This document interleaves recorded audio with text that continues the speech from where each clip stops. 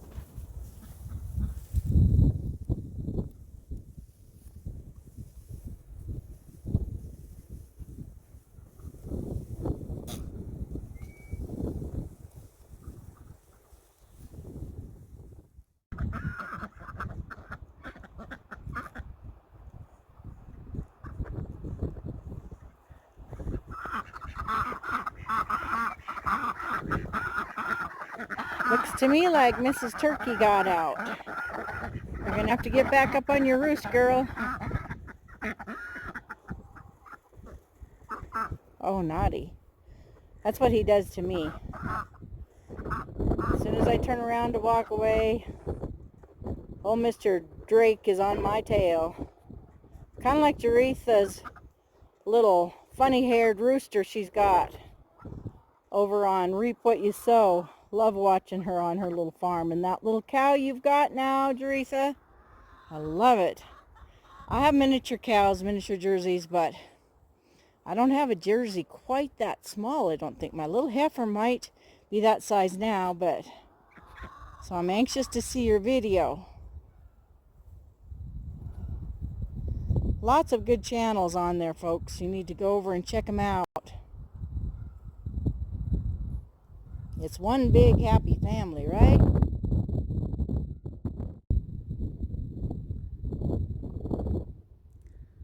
They're all coming to say hello. Come on, girls. They've all got hay out there. But they saw me drop this little bit of hay. And they gotta get to it. Gosh, they're hungry. Hi, Jersey girl. Jersey girl's first. Maggie's next. Millie is after that. The little calf is in between. Hi, Maggie. She's the one I'll be getting back in this spring and stealing some milk from. Hey, girls. There's Millie. Here comes here's Molly. The little one is Molly, Millie, and Maggie. And here comes Annabelle and our Angus. Hi, guys. Last time I tried this, my phone ran out of battery. Come here, Molly. Will you let me pet you? Come here. You're more interested in the hay today, aren't you? This little one is a heifer, and she will have her first baby late spring, early summer. I'm not really sure yet, but she will have her first calf. Millie's had calves before. Maggie and Jersey girl, they've all had calves. This little bull calf, he's really growing. He's getting tall. He's gonna be a tall mini, I think. And this is a little crossbred heifer that I raised. She is out of Annabelle. And we have a little zebu cow back in here. And she should really have her first calf this year. It takes them a lot longer to grow up and get bred. So this is Easter Bell.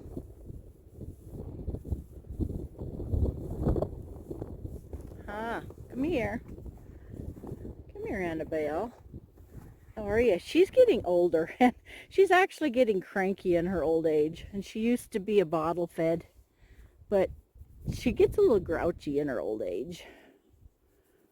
But she's always raised nice babies. Huh, Annabelle? There's the little zebu. So I just thought I'd give you another little peek.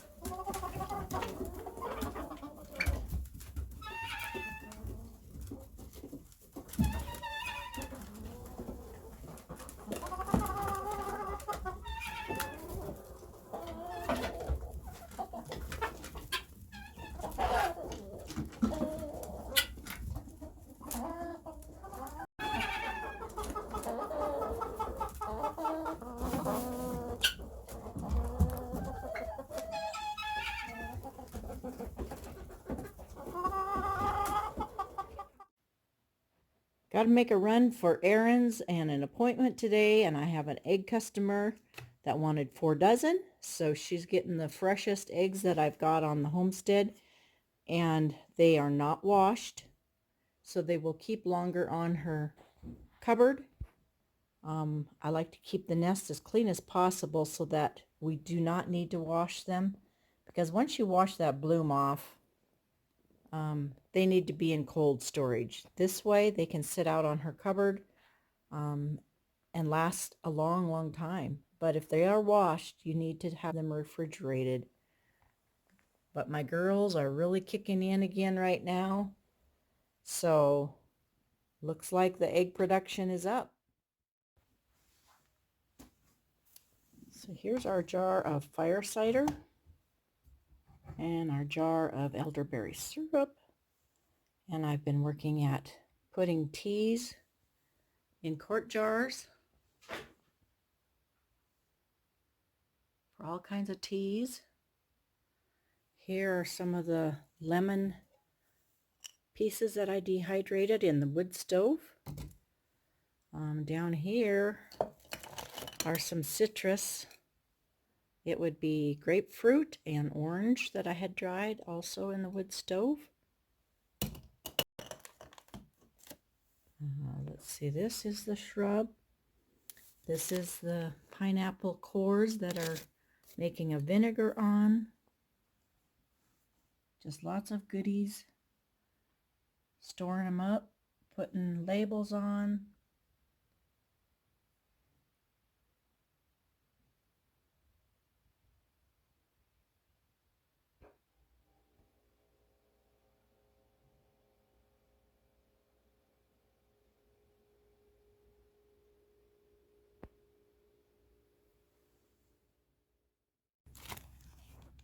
This is what I'm doing. I'm making a citrus shrub, and this will sit, you know, a couple days and make its own juice. I've got sugar in with it, and then it will go in with some vinegar, and that will be the main ingredient in my shrub drink.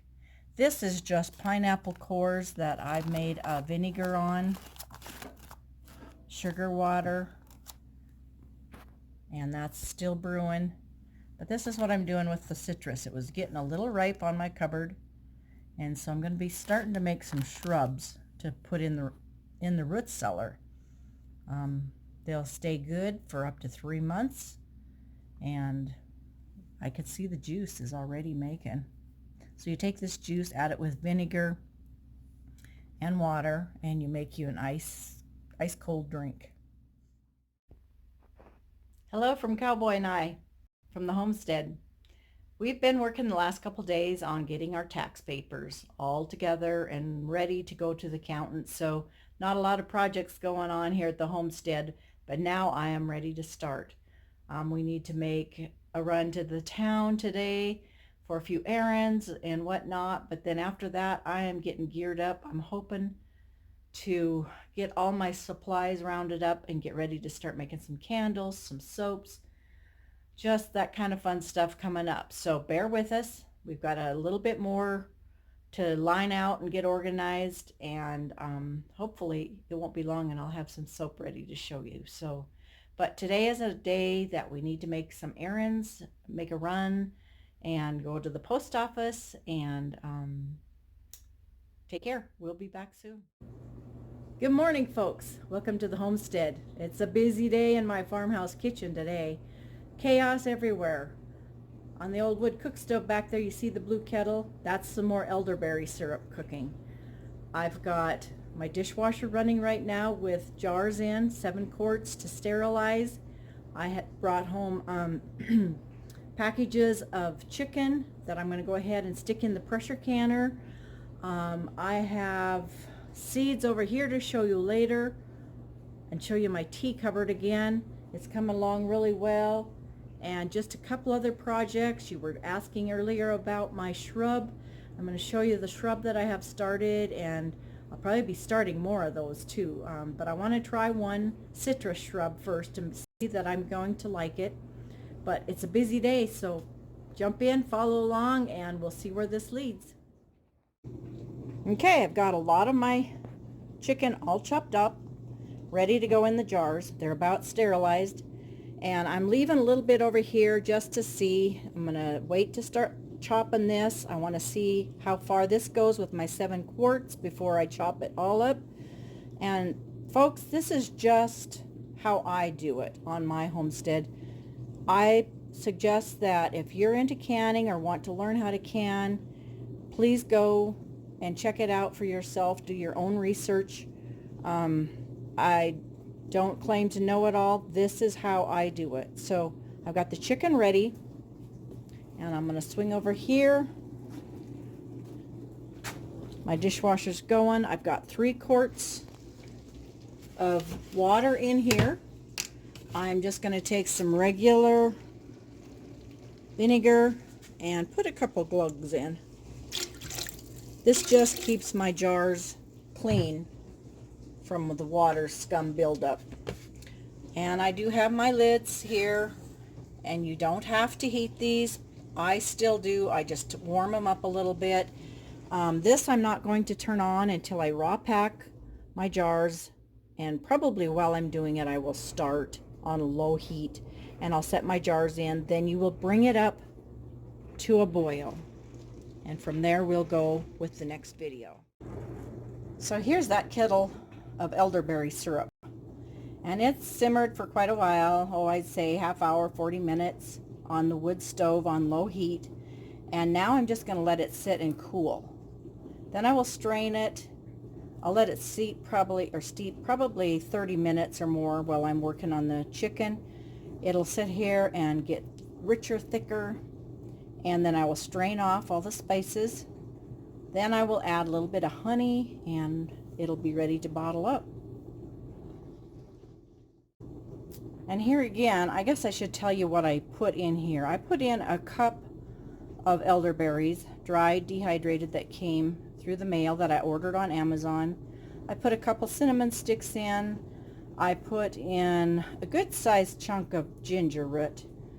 And also the peelings, the citrus peeling that was drying in my cook stove yesterday. I took a couple pieces of that. One was grapefruit and orange. So I did put a couple chunks of that in there. So, and 2 cloves.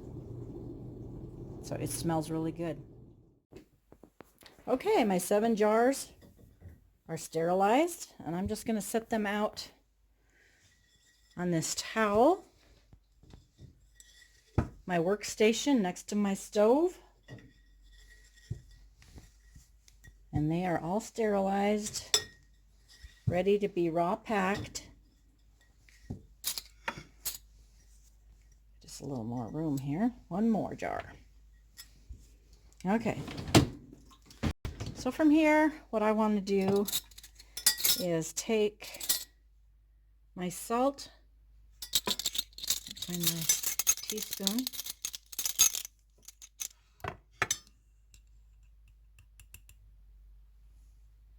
and I just drop that into your jar. Okay.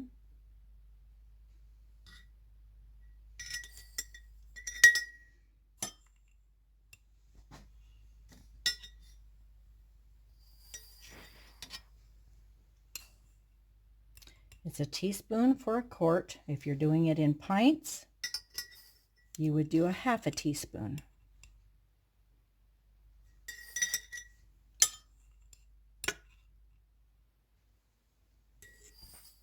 Now these jars of chicken will be so good to pull off of your shelf to make, a chicken noodle soup, or just about anything, a meat pie, or eat it cold, cut it up, make a sandwich with it with mayonnaise and pickles. There's so many things that you can use this chicken for. So I'm going to go ahead and get this camera on a stand so you can see how I'm raw packing, and I'll be back. Okay, so we're back. I've got my meat ready, and I'm just going to start dropping my meat down in my jar.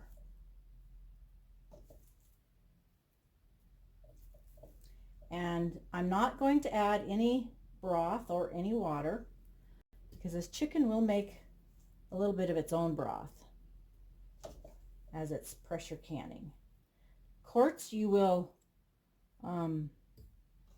process for 90 minutes. A pint you would do 75 minutes. And yes, my hands were clean again, just so you know. If you're in the kitchen much, that's just what you do, right? Definitely will want to have a paper towel after I'm done with packing these in the jar, dipped in some vinegar, and that way you can rub the rims off. And you always want to check your jars too to make sure they're not cracked or no chips. You don't want to waste that whole jar. So check them out before you sterilize them.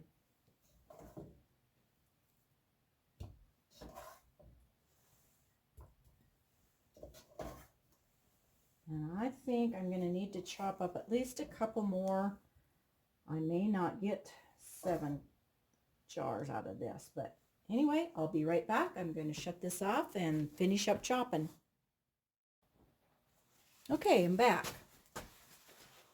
So I only filled 6 jars, 6 quarts, because I did keep out 4 pieces of chicken for us to cook for lunch, since Cowboy wanted that. So this one, I did put the salt in, but that's okay. I'm going to set this aside with the lid on, save this jar for my kidney beans or northern beans that I'll be canning, and this will be perfect. It will not be wasted. So I will go ahead and do these 6 jars in the pressure canner today. But before I put the lid on, I've got a jar of vinegar, or a bowl, excuse me, of vinegar. And I'm going to clean these rims really well and make sure we don't have any chicken on them or chicken juice, anything, or chunk of meat that's going to keep it from sealing. And at this point right now, I'm going to go ahead and turn on my pressure canner just so the water starts warming up. I'm going to shut off my seals over here, and all I'm going to do now is take my seal out with the jar lid and get these screwed on just hand tight. You do not want to crank it down tight.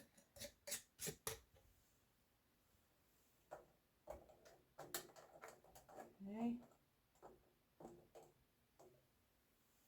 I just like to do that to the jars just because you don't know where they've been, and it just gives them a little bit of a sterilized state. Just an old school thing, I guess, for me. So there's just salt in here and just chicken. Oops, wrong one. This one right here. And it will make its own chicken broth. And as I go to lift these and put them into the canner, I'll make sure they're as tight as I want them to be. There we go.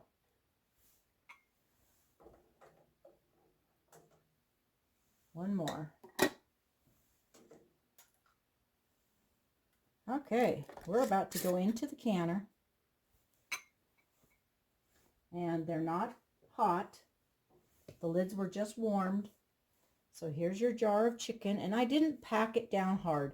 This is going to cook and settle, and I'll bet we'll end up with 3/4 of chicken. You know, I don't like to pressure it down with my hands. I just pack it in lightly. So here's the chicken, and it will go into our pressure canner now. Let's see, we can move this out of the way.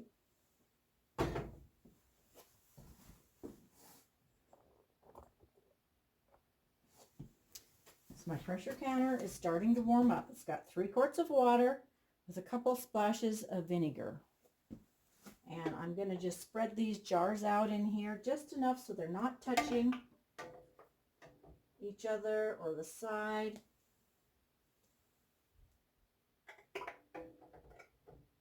And I'm going to crank up my heat and get this going, get it nice and warm. It will take a while to heat up, but we're going to get it nice and warm. I'm going to put my lid on now, and we'll grab it over here so you can see. You always want to check to make sure this little guy is loose, and you peek through this hole into the light and make sure you can see all the way through, okay? And this is my weight right here. Let's see. Let's do a little different here.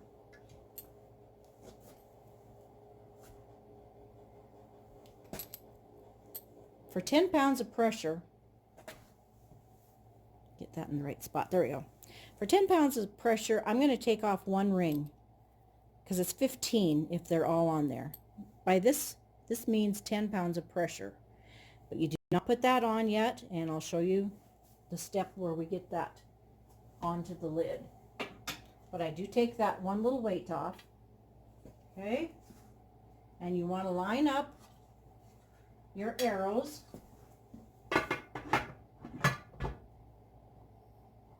and tighten that seal down on. Okay?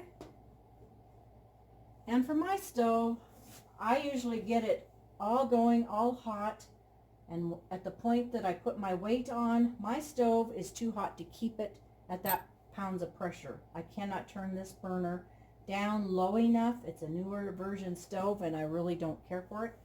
But I have learned that once I get it up to pressure and it's going, it's wobbling, I can set it back onto the back burner and finish it on the lower heat. So we'll get that up to pressure now. So at this point, my pressure canner is heating up. And once I start seeing steam come out of my vent here, and it's a steady stream, I'll set the timer for 10 minutes. And that has to build pressure up for 10 minutes, but you want to keep the steam rolling out. But we're not there yet. It's still warming up. Okay, so I'm heating up a frying pan on the cook stove. And I'm going to dump in some butter.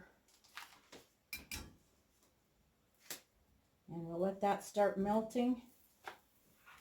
And we're going to cook those 4 pieces of chicken that we didn't put in the pressure canner. My canner is still building up pressure right now. And I thought, while that is doing that, I'd go ahead and stick the chicken on.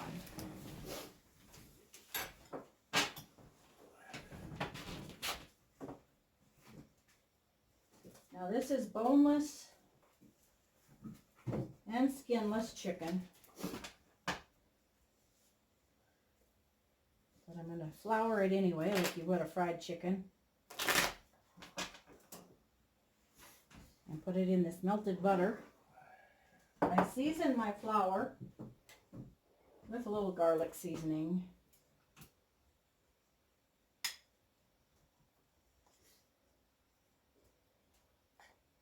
Put a little flour on it.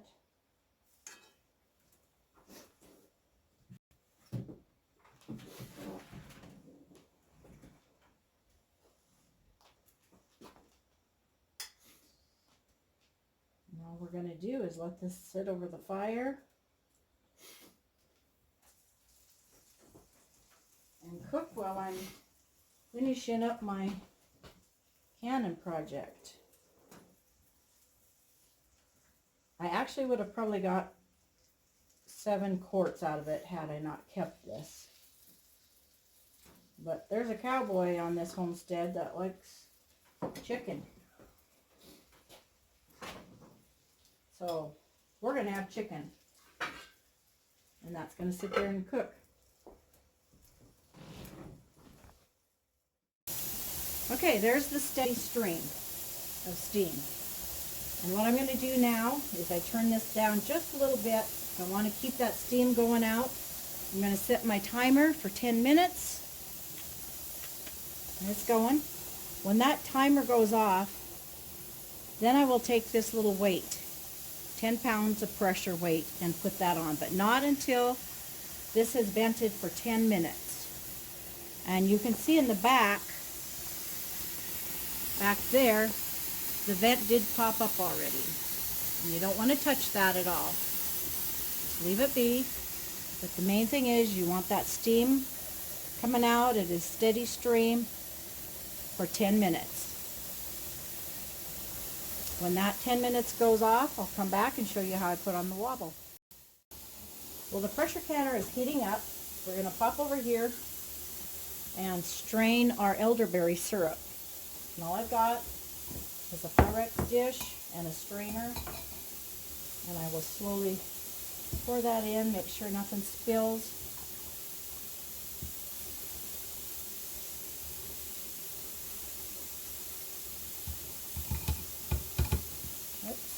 We'll let those berries sit and drip a little while. Oops, I might have to restrain it one more time. I dropped a couple of berries in there, which wouldn't hurt anything, but we'll let that set a little bit and drip out.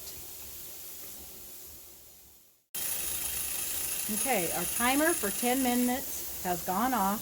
It's still steaming. So at this step, I take my 10-pound weight, and remember, we removed the top ring because that would be 15 pounds. This is 10 pounds. And all you do is drop it on there. So now again, I have to wait for the pressure to build up some more until that gets to a nice wobble.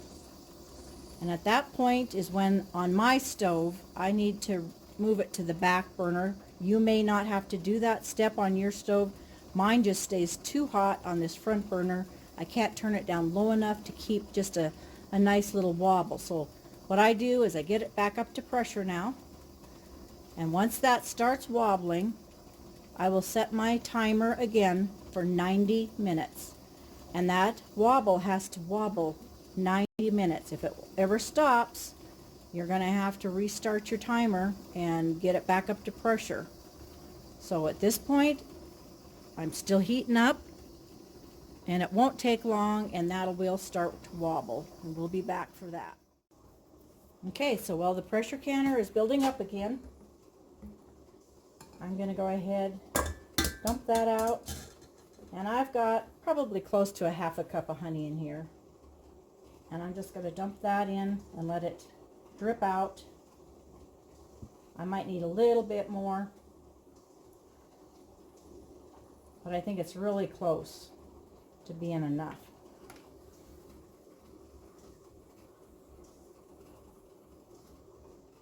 By the time that all drips out, I'll have enough honey in there, I'm pretty sure. Then I just blend that together, bottle it up, and we've got more elderberry syrup. Okay, here's our wobble. And I'm going to set my timer now for 90 minutes. Actually, it'll be 60 to start with. Make sure it's running. And what I will do now, because of my stove,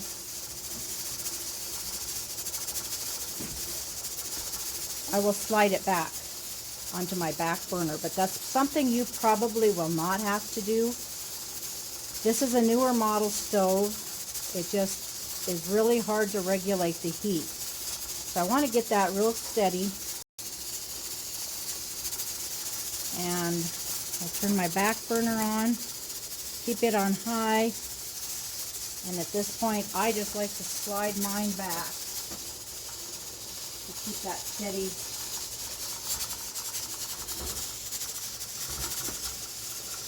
And I'll watch it a while. If it acts like it's going to slow down, I bring it back up and I'll get it wobbling again.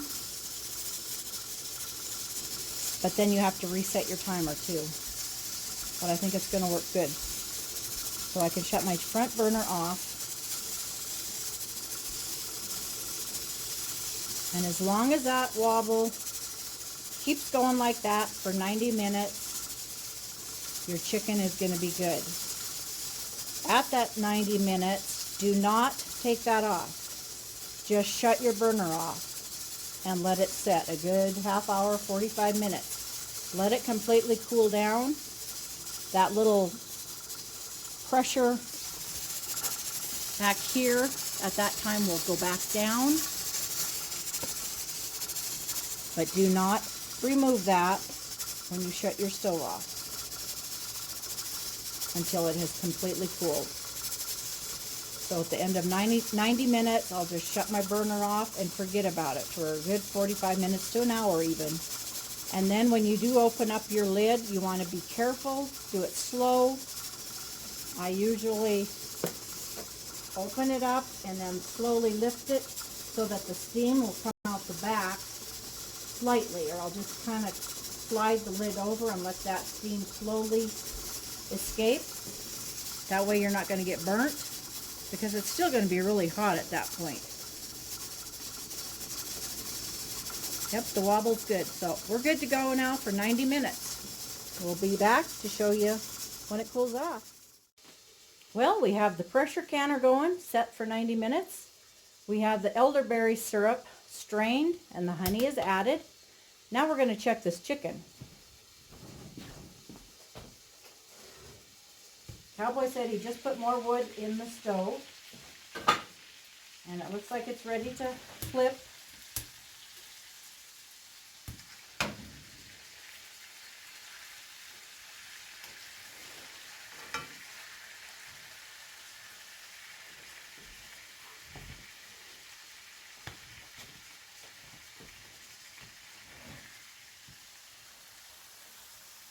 Smells pretty good.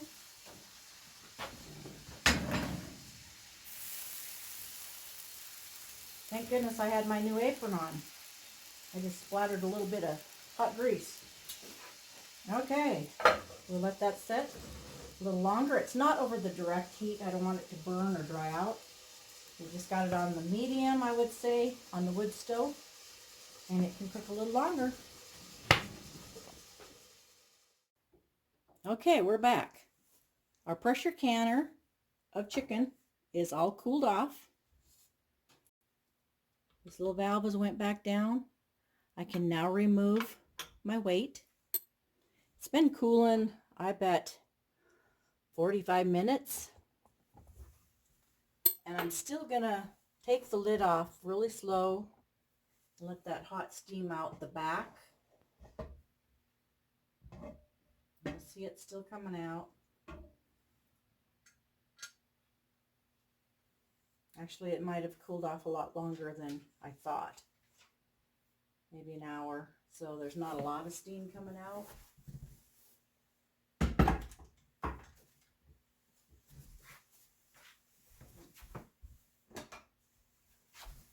And we'll take our jars out. I can hear them popping, actually, is why I figured we better get it done. Here's our chicken. And you can see it settled down a lot, but there's a lot of broth in there. A lot of good broth.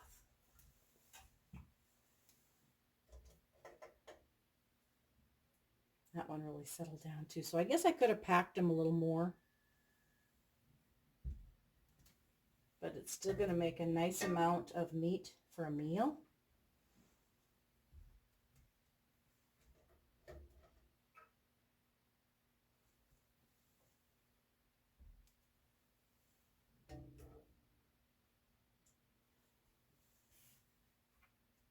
There we go. Here's the last jar. You can see it's still bubbling. We're all done. I'll place a towel over these and they'll just cool off gradually.